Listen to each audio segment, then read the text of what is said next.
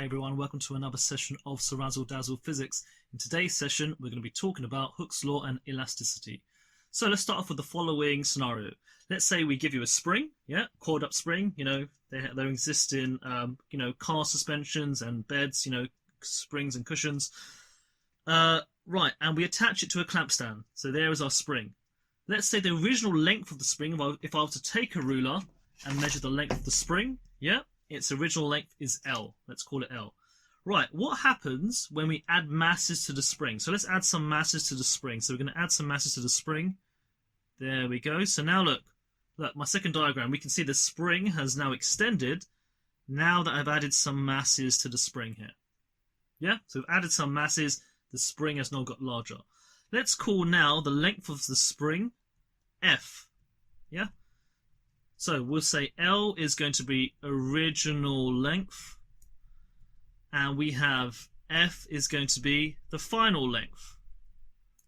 Okay, now, what about the extension of the spring? How much has the spring actually extended? Well, we can work that out by simply doing the final length minus the original length. So to work out the extension of the spring, I simply do the final length minus the initial length here. And we can see that, look, because we have the original length there and the extension is just over here. Easy stuff. So, once again from the top, we have added masses to a spring, we've compared the original length and the final length, and we've worked out the extension. So the extension of the spring is equal to F minus L. Let's highlight that. There we go. Extension of the spring is equal to F minus L. Right, now, what happens if we are to look at the relationship between the amount of force I add over here, so bear in mind this is a force I'm going to add to the bottom of this, and the extension. So what do you think happens to the extension of the spring the more force you add? Think about that, yeah? What happens to the extension of the spring the more force that you add? Right, so now, let's look at a relationship between the force I add to the bottom of the spring and the extension. Right, okay, so what do you think the relationship will be? The more force you add to that spring, what do you think happens to the extension? Well, if you do this in class and it's a required practical, you end up with the following relationship. You end up with a straight line graph going through the origin. We can say that from this. Okay, first of all, it is directly proportional. The reason why, it's going through 0, 0. Yeah, that's the reason why. And it's a straight line. So it's a straight line. So we can see that the graph goes through 0, 0, and it's a straight line. We can therefore say that force is proportional to the extension. Yeah, force is proportional to the extension. So we end up with the following relationship. Let's put that down over here. So force is proportional to the extension. Right, in mathematics, we can move from the proportional sign into the equal sign by putting a constant. So we can say F is equal to K times by E. Right, and this is a new physics equation, which you've got to get your head around. Okay, so we can see it, so make sure we understand it. Force is the F, E is the extension, K is called the spring constant. So K is known as the spring constant. Now let's label the different parts of it. So force is going to be measured in the units Newton. Extension is in meters. And K is going to be Newton per meter. Yeah, so make sure we know the units of them. So these are the common units. You can actually get some questions which K is going to be in newtons per centimeter. So you can get some questions in which K is newtons per centimeter, but that means that you measured the extension in centimeters. Okay, so F is equal to K times by E. And where K is known as, this is known as the spring constant. Yeah, that is known as the spring constant. K is known as the spring constant. Okay, right, let's put that into practice now. Let's say you're given a force extension graph. How would you work out the spring constant? Well, look carefully at this graph. What have you got on your y-axis? You've got the force. What have you got on your x-axis? You've got the extension. Right, so what about the gradient of this graph? So let's consider, to work out the gradient of this graph, I need the change in y divided by the change in x. Yeah? But what is my y variable? What is on the y-axis? It's going to be the force. Yeah? And what's on my x-axis? It's going to be the extension. And what is force divided by extension? Well, if we look at the formula, we know F is equal to KE, and therefore K is equal to F divided by E. What do you notice? Look carefully.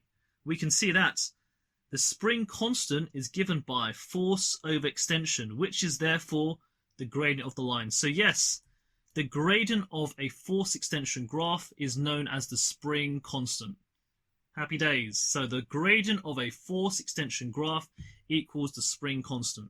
So let's just put that down there. So gradient, oops, let's go. The gradient is equal to the spring constant.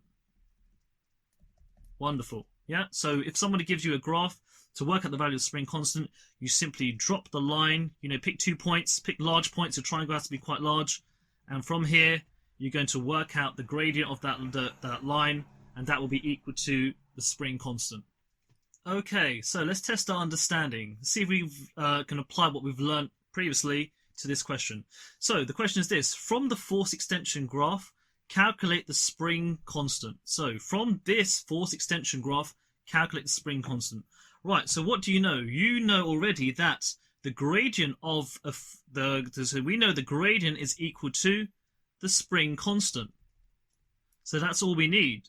So we just looked at, if I know the gradient of the line, I will be able to work out the value of the spring constant. So here is my graph. I simply pick 2 points on the graph. So let's pick this bit over here, right in the center. Yeah, 0, 0, that's my first point. And let's pick this one over here. Yeah, so the point quite far away. So I'm working at the gradient of this part of the graph. Yeah, so let me just highlight that being yellow. There we go.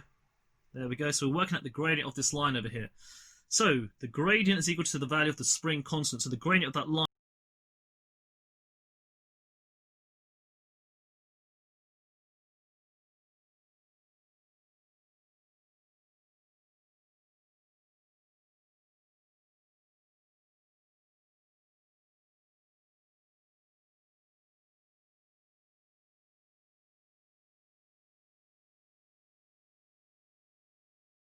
loads of videos on how to work out the gradient of a graph.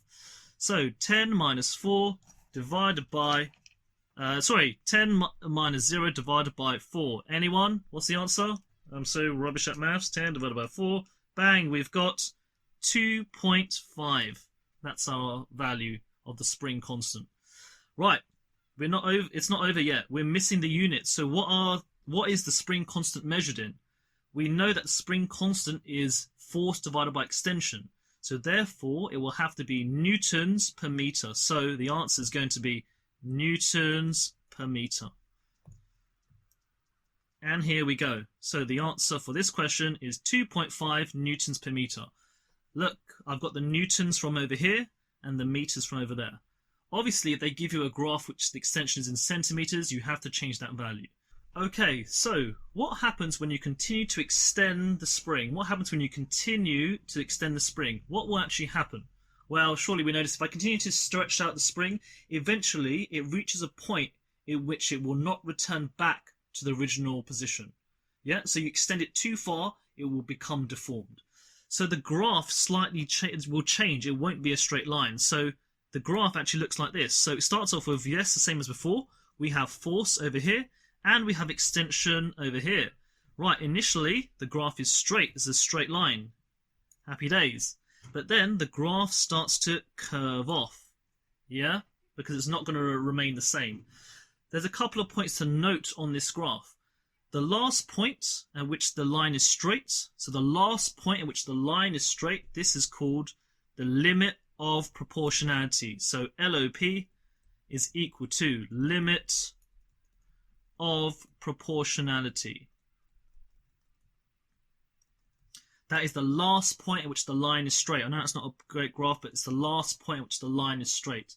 The next point is going to be the elastic limit. So over here, we'll put that as EL. EL is equal to the elastic limit. Right, what do you think that means? The elastic limit simply tells you whether or not the spring can return back to its original position. So if you go up to the elastic limit, so all this area over here, yeah, this area, the material is behaving elastic. So this is elastic. So up to this point, it's elastic. That means that it will return back to its original position. But notice, if you keep adding too much force, it won't be able to return back. So it enters this region over here. So all this region over here, this is now plastic. So this is called plastic. So now the spring will not be able to return back to its original position. So we've got the limit of proportionality. That's the last point which they are directly proportional. Then the graph starts to change and it reaches the elastic limit. And the elastic limit is a separator between can it return back to its original position or will it become deformed. And then beyond it, the last point in which you keep on stretching the spring, keep on stretching it, eventually it will snap, it will break. This is called the breaking point. So this is the breaking point. So let's call it BP over here. So this is BP. So BP equals the breaking point of the spring.